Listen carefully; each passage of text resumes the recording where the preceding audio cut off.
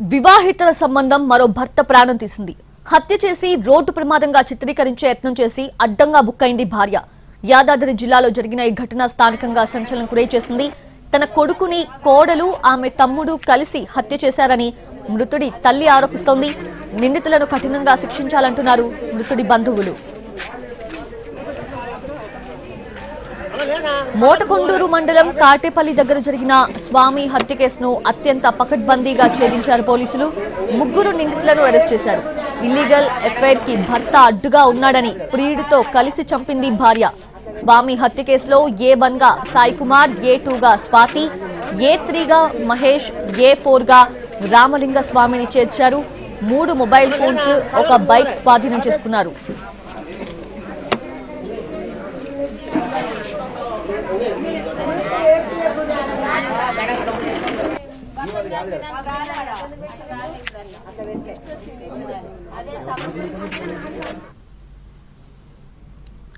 Accident జరిగిన తీరు అనుమానాస్పదంగా ఉండటంతో పూర్తి స్థాయిలో విచారణ జరిపామన్నారు పోలీసులు. ప్రధాన నిందితులు సాయి కుమార్, స్వాతిల వాట్సాప్ చాట్ తో అనుమానాలు బయటపడ్డాయన్నారు. ఇద్దరిని అదుపులోకి తీసుకుని విచారిస్తే తామే హత్యకు కుట్ర పన్నామని ఒప్పుకున్నారని చెప్పారు.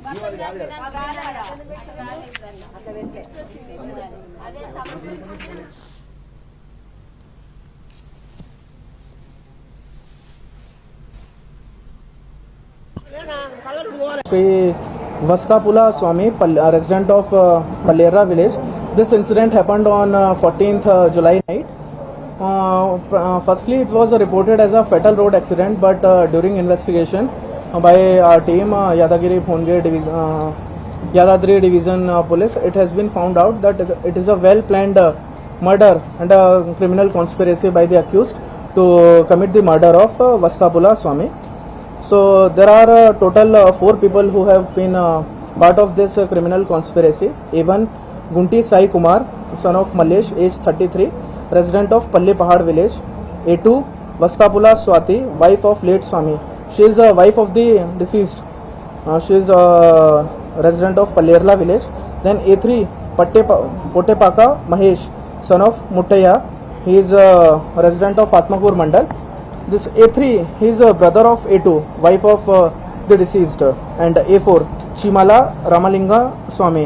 He is a resident of Tatanagar, Bongir town. వివాహితల సంబంధం మరో భర్త ప్రాణం తీసింది. హత్య చేసి రోడ్డు ప్రమాదంగా చిత్రీకరించే యత్నం చేసి అడ్డంగా బుక్కైంది భార్య. యాదాద్రి జిల్లాలో జరిగిన ఈ ఘటన స్థానికంగా సంచలనం గురైచేసింది. తన కొడుకుని కోడలు ఆమె తమ్ముడు కలిసి హత్య చేశారని మృతుడి తల్లి ఆరోపిస్తోంది. నిందితులను కఠినంగా శిక్షించాలంటున్నారు మృతుడి బంధువులు.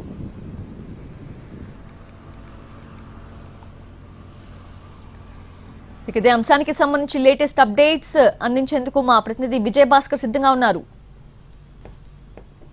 భార్య వివాహేతర సంబంధం భర్త ప్రాణాలు తీసింది. ఈ ఘటన యాదాద్రి జిల్లాలో చోటు చేసుకుంది. ప్రియుడితో కలిసి ఈ దారుణానికి పాల్పడినా కూడా తెలుస్తుంది. మనం విజువల్స్లో చూడవచ్చు. ఇందులో ఈ కార్ని ఉపయోగించి స్వాతి అనే మహిళ తన భర్త స్వామి ప్రాణాలు తీసింది. పక్కా ప్లాన్ ప్రకారమే ఈ హత్య జరిగినట్లు కూడా పోలీసులు అనుమానిస్తున్నారు. మొదట ఇది రోడ్డు ప్రమాదం అనుకున్నప్పటికీ కూడా ఇది పక్కా ప్లాన్ చేసి హత్య చేసినట్లు కూడా పోలీసులు తర్వాత నిర్ధారించారు. ఆదివారం రోజు రాత్రి 11 గంటల సమయంలో రాయగిరి మోత్కూరు మార్గంలో కారు బైక్ను ఢీకొట్టింది.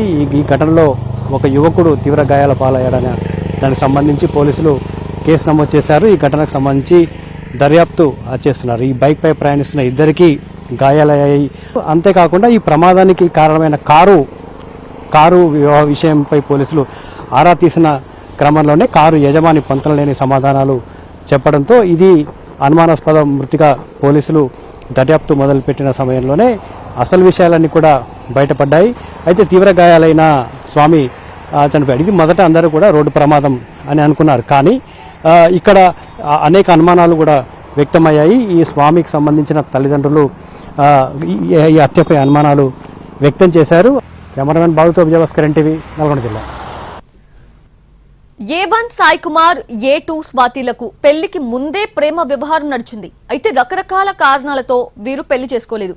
ఎవరి దారి వారిదైంది. స్వాతికి స్వామితో పెళ్లి కాగా సాయి కుమార్ వేరే లేడీని వివాహమాడాడు. అయితే ఇద్దరికి పెళ్లైన తర్వాత సడన్ గా ఒకరోజు ఇద్దరు కూడా ఎదురు పడటంతో మరోసారి వీరి మధ్య కమ్యూనికేషన్ పెరిగింది. అది కాస్త ఇల్లీగల్ ఎఫ్ఐఆర్ కి దారితీసింది. విషయం తెలిసి స్వామితో పాటు కుటుంబ సభ్యులు స్వాతిని హెచ్చరించారు.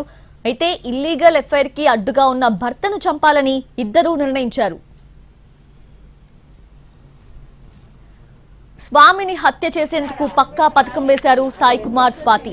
మరో ఇద్దరిని కూడా రంగంలోకి దింపారు. మొన్న ఆదివారం స్వామికి మాయమాటలు చెప్పి బయటకు తీసుకొచ్చారు. యాక్సిడెంట్ చేస్తే ఎవరికీ అనుమానం ఉండదు అని భావించారు.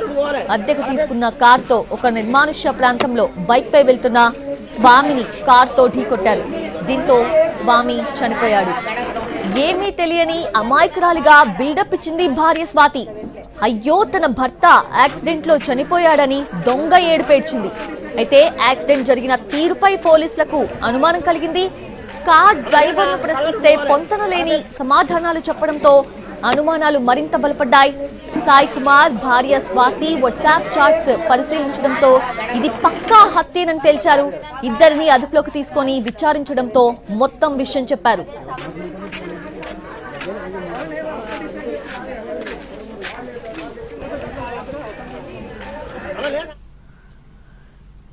పెళ్లికి ముందే సాయి కుమార్, స్వాతిలకు ప్రేమాయణం నడిచిందని చెప్పారు పోలీసులు. పెళ్లి తర్వాత ఒక చోట ఎదురుపడటంతో ఇల్లీగల్ ఎఫ్ఐఆర్ మొదలు పెట్టారని తెలిపారు. చాలా నెలలుగా స్వామి హత్యకు ప్రణాళిక రచించి హత్య చేశారని వెల్లడించారు. 2018, A1 and A2, they became acquainted. A1 is the main accused and A2 is the wife of the deceased. So they, while working in one shop in Bhongir, they got acquainted and they entered into a relationship. But during the course of time in past 7-8 years, they both married separately. Then in February 2024, they again reconnected and they entered into an extramarital relation. Then Vastupala Swami, who is the deceased, he was working as a manager at Sonalika Tractor showroom. He is also having a illegal relation with Savita, who is wife of A3. So the wife of the deceased is having an extramarital relation with A1 and the deceased is having a extramarital relation with the wife of A3. So because of this, when the wife of the deceased, when she confronted her husband that you are having an extramarital affair, then he started harassing his wife mentally and physically. So because of this, his wife, she hatched a conspiracy along with A1 and A3 to eliminate her husband. So now on the night of 13th evening, 14th early night, when the deceased was returning from Bhongir on bike, on his Pulsar bike, he was accompanied by one of his friend named Veera Babu, who is still injured and undergoing treatment in Gandhi Hospital. That time the accused A1 and with the help of his friend A4, he hired a Maruti Swift car. And when the deceased reached near Katepalli village, Raigar Motko road, then they hit the bike of the deceased from the backside. And they kept on dragging the bike for around 120 feet. So during this incident, the deceased, he died on the spot and the pillion rider, he received a severe injury and he was immediately shifted to the hospital and now he is undergoing treatment. So initially it was reported as a fatal road accident, but during investigation our police team found out that it is a well planned murder.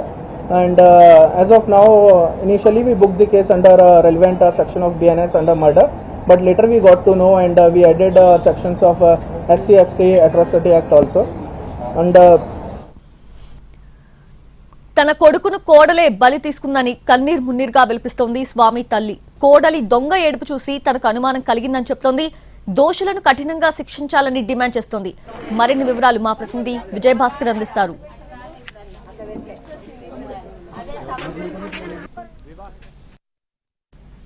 బలి తీసుకుంది. ఆత్మకూరు ఎం మండలం పల్లెల గ్రామానికి చెందిన స్వామి తన భార్య చేతిలో దారుణ హత్యకు గురయ్యారు. ఈ సంబంధించి మనతో మాట్లాడేందుకు స్వామి తల్లి ఉన్నారు, అంత మాట్లాడే ప్రయత్నం చేద్దాం. అమ్మ, ఏం జరిగింది? మీ కొడుకుకి ఏం జరిగింది? నీకేం తెలిసింది? అయ్యా, నా కొడుకు ఊళ్ళకి పంచాయతీ పోయిండు, మాదిగల్ల భూమి పంచాయతీ ఉండగా పోయిండు. 5 గంటలకు ఇంటికి వచ్చిండు, తానం చేసుకున్నాక ఆయన కూడా కుమ్మరోడు వచ్చిండు. కుమ్మరోడు వచ్చి కూర్చొని ఏమన్నాడంటే, ఇంత పువ్వే రాదు మాత అన్నాడు. తింటావయ్య అన్న, తింటా అండు. కడుక్కొని వచ్చి కూర్చుండు, ఇంత పువ్వ పెట్టినా, ఏం కూర అండు, చికెన్ అన్న తిన్నాడు. ఆయన ఇప్పుడు కాదు 5 ఏళ్ల సంది మాలేస్తాడు, 5 ఏళ్ల సంది వస్తాడు, తింటాడు, చాయ్ తాగుతాడు. నా కొడుకుతోటి మంచిగానే ఉండేది. తిన్నాడు, పాపా సామి పోదాం పా అన్నాడు. నా కొడుకు తీసుకొని పోయిండు కుమ్మరోడు, ఇంటి కాంచి తీసుకుపోయినోడే కుమ్మరోడు. తీసుకుపోతే అప్పుడు ఏడికి పోతున్నావు అయ్యా అన్న. అమ్మ నేను ఒలిగొండ పోయేస్తా అన్నాడు. ఒలిగొండలో ఏం పని బిడ్డ అని నేను అడగాలి. ఒలిగొండలో షోరూమ్ ఉంది కాబట్టి మరి ఏమిటి పోతుండో ఒలిగొండకు అనుకున్నా. నా కొడుకు ఎక్కడ పోతుండని తెలియదు, నాకేమవుతుండని తెలియదు. నా కోడలు లేదు ఇంటికాడ. నా కోడలు ఏమైందంటే చిన్న పిల్ల బీవినగర్ హాస్టల్ ఉంటుంది, హాస్టల్ కాడికి పోయింది ఆదివారం నాడు. చికెన్ తెచ్చిండు, వండుకుంది, సర్ది కట్టుకుంది. 2 పిల్లలు తల్లిపోయినరు. పంపుదామని పోలీసు వాళ్ళు అన్నారు. ఎప్పుడు అంటే చనిపోయిన విషయం అంటే హత్య జరిగిందనే విషయం ఎప్పుడు తెలిసింది? 11:30 అయ్యారు. నైట్ 11:30కే పడ్డాడు అని తెలిసింది. హత్య జరిగిందని తెలియదు మాకు. యాక్సిడెంట్ అయి పడ్డాడు రోడ్డు మీద అని తెలిసింది. మేము నిజమే అనుకున్నాం. ఆ నిజం అనేది నిజం కాలే, అబద్ధమైంది. నాకెందుకో నా మైండ్ నాకే పనిచేసి నిన్న ఉద్గాల మా ఊరు ఎంపీటీసీ నా దగ్గరకు వచ్చాడు. నా దగ్గరకు వచ్చితే నేను కాళ్ళ మీద పడి ఏడ్చిన. నా కొడుకు నీకు దోస్తాయ్యా, నా కొడుకు చచ్చిపోయింది నీకు తెలియదా అన్న. అనగానే అమ్మ ఏడోకు అమ్మ తమ్మును గట్లుంది పోయిండు అన్నాడు. అట్లా కాదు కొడుక, నా కొడుకు ఎట్లా చచ్చిండో ఎక్వేర్ చేయాలి కొడుక, నాకు అనుమానం ఉంది అన్న. ఏం అనుమానం ఉంది? స్వామి చనిపోవడానికి నీకేటోడు ఎవడు కారణం కాడు, నా అనుమానంలా వీళ్ళే కారణం. నా కోడలు తమ్ముడే కారణం అని నాకు అనుమానం అనిపించింది. వివాహేతర సంబంధమే తన కొడుకు ప్రాణాలు తీసింది. ఖచ్చితంగా ఎవరైతే ఈ దారుణానికి పాల్పడ్డారో ఆ వ్యక్తిని కఠినంగా శిక్షించాల్సిన అవసరం అయితే ఉంది. ఈ వ్యవహారం తన దృష్టికి వచ్చినప్పటికీ కూడా పలుమార్లు తమ కుటుంబ సభ్యులను మందలించాను, కానీ వాళ్ళు పెడచెవిన పెట్టారు. ఈ దారుణ హత్యకు ఎవరైతే కారకులు ఉన్నారో వారిని కఠినంగా శిక్షించాలని స్వామి తల్లి అయితే విజ్ఞప్తి చేస్తూ ఉంది. కెమెరామెన్ బాలుతో విజయభాస్కర్, ఎన్టీవీ, నల్గొండ జిల్లా.